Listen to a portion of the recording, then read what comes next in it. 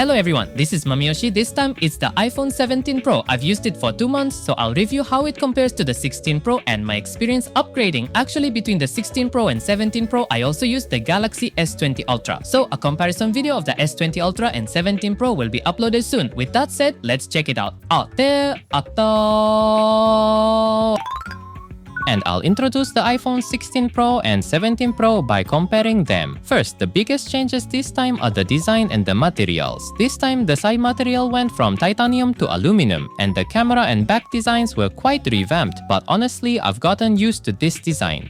You get used to the design in 3 or 4 days. The aluminum sides removed its professional premium feel, but most people use a case of their iPhone, so I don't mind it at all. I basically only see the front, so I don't care about the design. Actually, because this camera bump is now horizontal, the wobbling that happened with older iPhones doesn't occur with the new model, which makes me quite happy.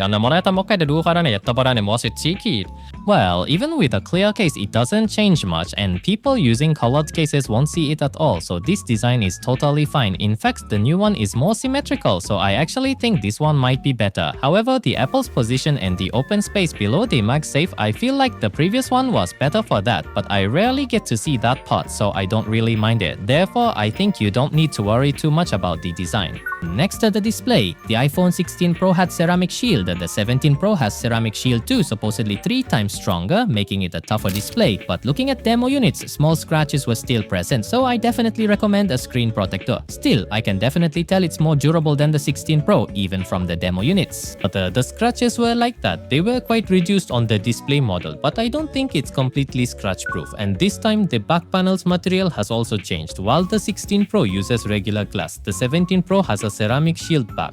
So, the back scratch and break resistance has reportedly improved, but I use a case and have never broken one, so it's a welcome feature for those who go caseless. It feels like the difference is less clear. Next, regarding the specifications, this time the iPhone 17 Pro changed from the 16 Pro's A18 to the A19 Pro chip. As for how it changes it, to be honest, for normal tasks like browsing, line talk, or launching apps, in those areas there is almost no noticeable difference. Both run smoothly, however the big difference was definitely gaming performance. Regarding gaming performance, this time the cooling function has also changed. The titanium material of the previous iPhone 16 Pro had poor thermal conductivity and heat dissipation couldn't keep up, but this time by incorporating highly thermally conductive aluminum and a cooling system called a vapor chamber inside, the cooling performance has overwhelmingly improved.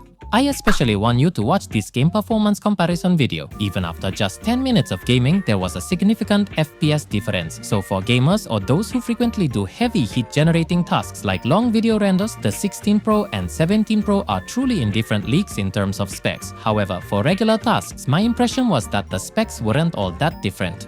However, regarding the heat issue now, I only got annoyed when playing games. When using this camera for long periods, even the iPhone 15 pampalpai from the iPhone 15 Pro, known for heating, could record video for extended times. So for video recording, I personally didn't feel this vapor chamber was particularly useful, but for those shooting things like pro wrestling, it might be beneficial. So regarding the chip, for gamers, it was incredibly good, to the point where they'd upgrade from the 16 Pro to even the 17 Pro. Also for games, the neural accelerator might be having an effect. Next, I'll open the Snap Studio gift box for iPhone 17 that arrived from MOFT. Open. It has something like the peel-off strip on an iPhone box. Here we go. Time to open it. Oh wow.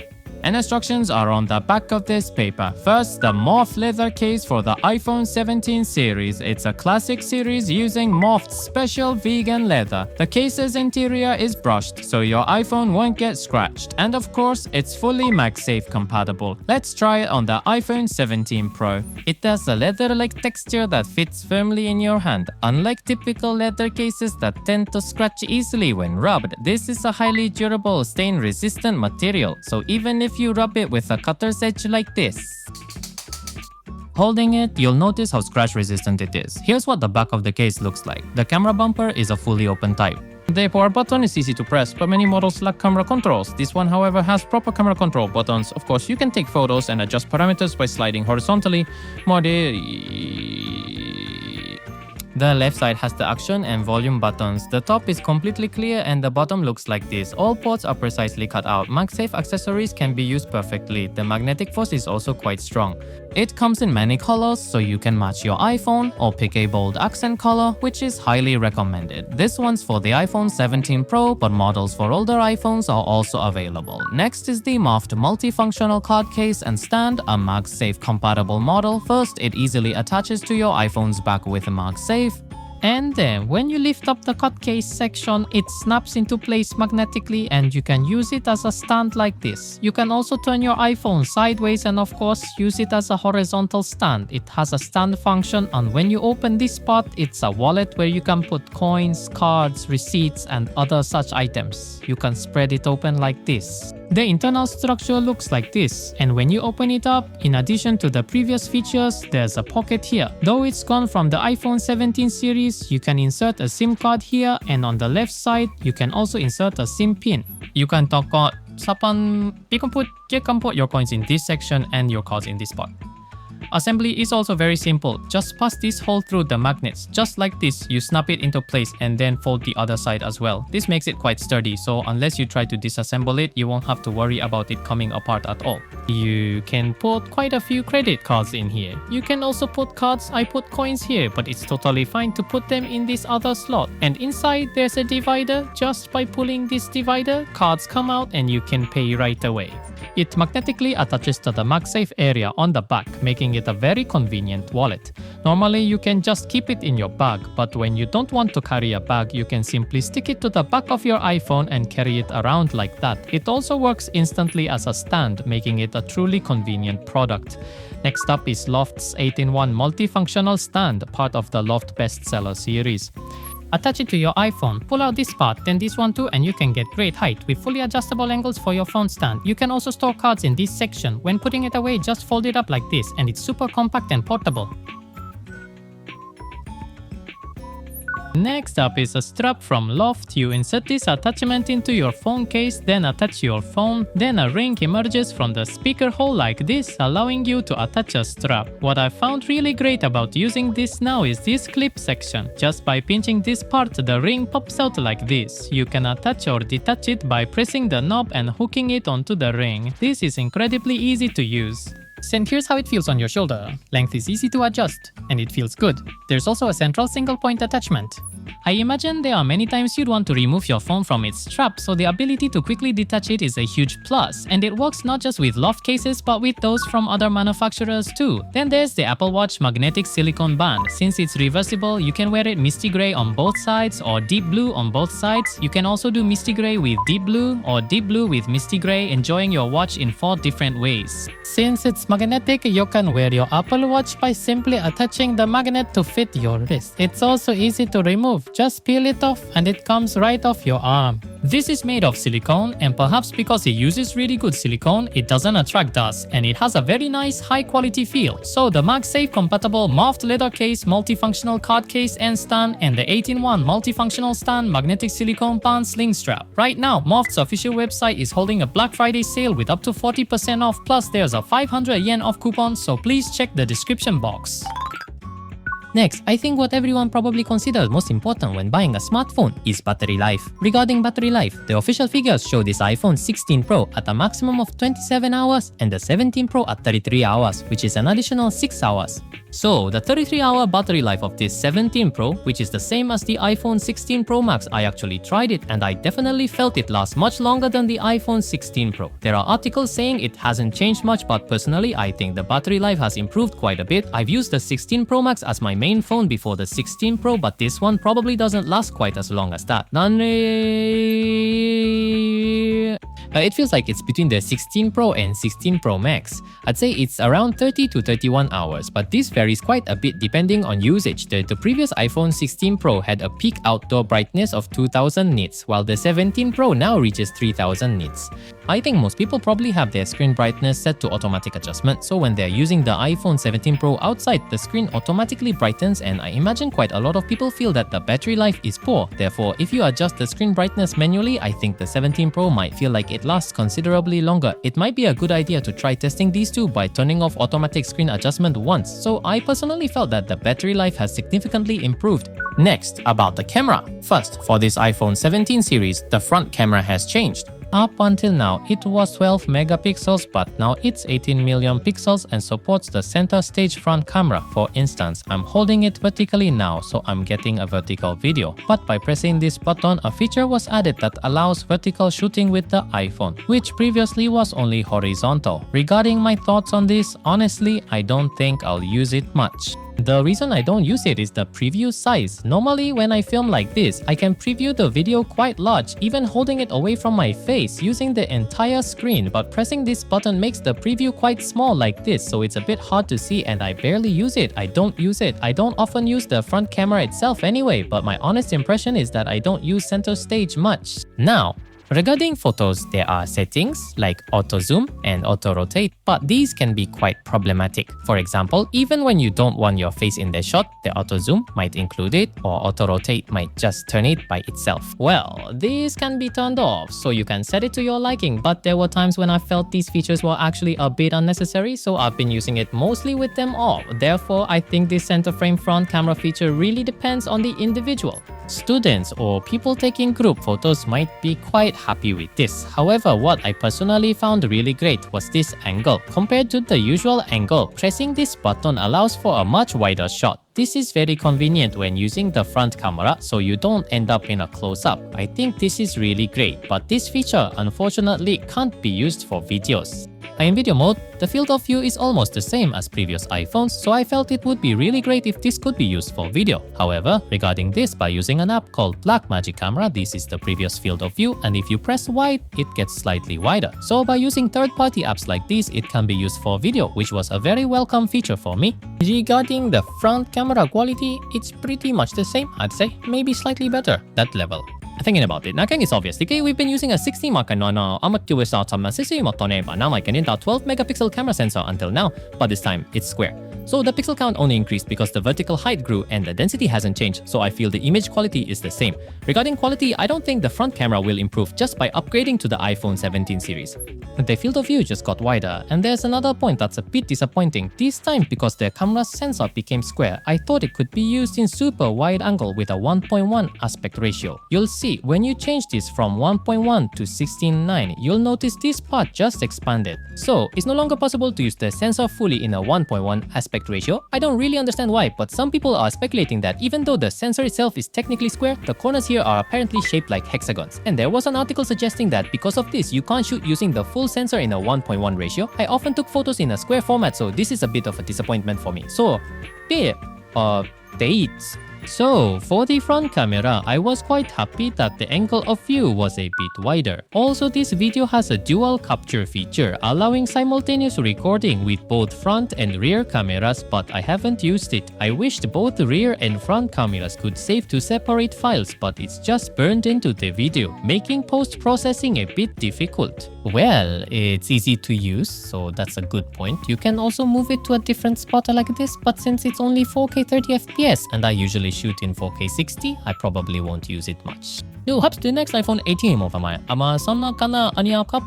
will support 4K 60, so I guess the front camera has become a bit more convenient. Next, the main rear camera. For these, the ultra-wide and wide-angle cameras share the exact same sensor, so image quality is basically unchanged. However, with the new chip, post-processing has improved a bit, but since the sensor itself is unchanged, the basic output is identical. That sensor is the biggest change this time is the telephoto camera. While the iPhone 16 Pro had a 12 megapixel 5x camera, the iPhone 17 Pro now features a 48 megapixel 4x camera.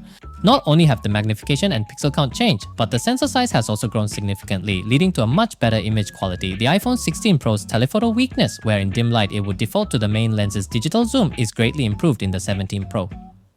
Go kasi beyond code. Well, of course, in very dark places, it still sometimes uses the main camera's digital zoom, but now about 70 to 80% of the time it reliably uses this telephoto lens. I'm really happy about that. Also, regarding the 5x lens, there were quite a few times I wished I didn't have to zoom in quite so much, but with the 4x it's become much more user-friendly, so the 4x is definitely easier to use than the 5x. And this new 4x lens now has 48 megapixels, which means it can achieve an 8x optical equivalent zoom by simply cropping the center of the image. Regarding the 8x zoom, I'm I'm not entirely convinced. The 1x lens with its 48 8 megapixels and the 12 megapixel crop from 2x zoom were quite sharp, but compared to that, it's quite blurry, making me wonder if it's been over-processed. So for the 8x zoom, honestly, the image quality is a bit questionable. For photos, it's quite post-processed and looks good, but I probably wouldn't want to use the 8x for video. So for photos, 8x might be good, and if you don't often get to use a telephoto lens, since the main and ultra-wide haven't changed, you might not feel much of an improvement. Especially for my YouTube Hawaii, where I use the 1x lens. For that kind of use, the 16 Pro and 17 Pro's image quality is pretty much the same. Also regarding the microphone and flash, there's no particular change. I don't use the LiDAR sensor, so I can't really tell. And as for the camera, this iPhone 17 Pro now supports the new Apple Log 2. Previous Apple Log 1 có theo sa kinakunain mo sa pamato level 1. I actually tried comparing these two, and honestly, though it said the dynamic range has improved, I didn't really notice any difference. It's supposed to shoot flatter than previous logs, but personally, I didn't feel any real change. So for my use case, I felt the 16 Pro was quite good enough, especially since the 16 Pro is quite affordable now. Buying a used 16 Pro is a pretty good option. As for the camera, that's my general impression. I thought it could shoot 8K this time, but it doesn't support that, which is a bit disappointing. However, the telephoto lens becoming easier to use is a very welcome improvement. Moving on, let's discuss the charging speed. I also conducted a test on this. The previous iPhone 16 Pro was mostly around 25 watts, but this iPhone 17 Pro supports 35 watt charging. Both the 17 Pro and 17 Max challenge and 18 Pro Max were 35 watts. However, for power-intensive use like the camera, that power is also supplied from the charger. This means the charging speed has increased. That's a significant improvement. Also regarding wireless charging, it now supports 25 watts. So for those who frequently use wireless charging, this update is a welcome feature. Another subtle change is when you place the screen face up, the previous 16 Pro had the speaker on the right, but this time the speaker is on the left. When Kamko gripped the microphone from left to right, he often ended up covering it with the pads of his fingers, but these points were improved with the 17 Pro. However, this time it feels like it blocks the speaker, so I guess preferences might differ here. But honestly, I think both are good. Next up is the size and weight. The size itself is slightly larger and thicker, but it doesn't really feel much bigger. It went from 199 grams to 206 grams, but you can really feel the weight. However, you get used to this weight with use. At first, I found it a bit heavy, but now I'm used to it. Also, the communication chip has changed a lot this time. This iPhone 17 Pro is equipped with what's called the Y chip. I think it's a chip that integrates Wi-Fi, Bluetooth, and Thread. As a result, Bluetooth communication would speed up from 5.3 to 6, and AirDrop would also get faster according to the information. But after testing AirDrop, it felt like it got faster, but also not really. It seems to be quite dependent on the environment. I often open AirDrop to my Mac, and usually it's been around 70 people, or sometimes it shows 100, but basically it's been around 70, so there isn't a huge difference. I figured if only one device had a Y chip, it wouldn't make much difference. I tested airdropping between an N1 iPhone 17 Pro and a Y chip iPhone Air, but surprisingly N1 to N1 was sometimes slower, so I'm not sure if optimization is failing or if there's just no real difference. I felt there's no need to get an iPhone 17 Pro or a Y chip just for faster airdrop. While Bluetooth went from 5.3 to 6, but I don't feel any noticeable change. But I haven't really felt the benefits of the Y chip. Next, let's talk about the SIM. The iPhone 16 Pro had a physical SIM, but the new iPhone 17 Pro no longer supports them. It's eSIM only. As for this, I believe very few people will have issues. Even if you've used an MVNO like UQ Mobile or a budget SIM, most are eSIM compatible, so if you switch online, you can use it right away with the iPhone 17 Pro. And when transferring data with this device next to it, will you convert your physical SIM to an eSIM? Such options will emerge, and many will likely switch so you won't need to worry about eSIM validity. But there's one personal issue for me. I'd been using Rakuten's special SIM with 30 free gigabytes monthly, but it couldn't transfer to eSIM, so I reissued it online. With regular Rakuten, you can reissue it quickly, but with that shareholder benefit SIM, it used to take about a month, so I was like, but this time a new SIM card was sent in just 10 days. However, this shareholder benefit SIM requires reissuance when you transfer it, so having to wait 10 days again next year feels a bit troublesome. Other than that, I'm mainly using Povo and Rakuten, and Povo transferred smoothly. I had no issues at all except for the Rakuten shareholder benefit. So this time, I've shared my thoughts after using the iPhone 17 Pro for 1 month, having switched from the 16 Pro. The best things about switching were definitely the battery life and the improved cooling performance, making gaming super comfortable. Those two are the biggest. Also, the front camera might be a welcome addition for some. As for whether you need to upgrade from the iPhone 16 Pro to the 17 Pro, I'd say it's worth it for gamers and those who use the telephoto camera. Otherwise, I think sticking with the 16 Pro is good. As for which model to upgrade from, if you're on a 14 or older, this 17 Pro is a very strong option. Even 15 users are fine to upgrade. Since the 15 Pro now supports Apple Intelligence, you could also just wait. With a 15 Pro, I'd be torn. If it's cost less than that, feel free to change it. This camera I'm shooting with is an iPhone 15 Pro, and while the 15 Pro can get a little hot, otherwise it's a really good device. So if it's a 15 Pro, it's fine to keep using it. Next year, I'm really looking forward to what this iPhone 18 Pro will be like. I hope it can shoot 8K soon. Actually, after buying this iPhone 17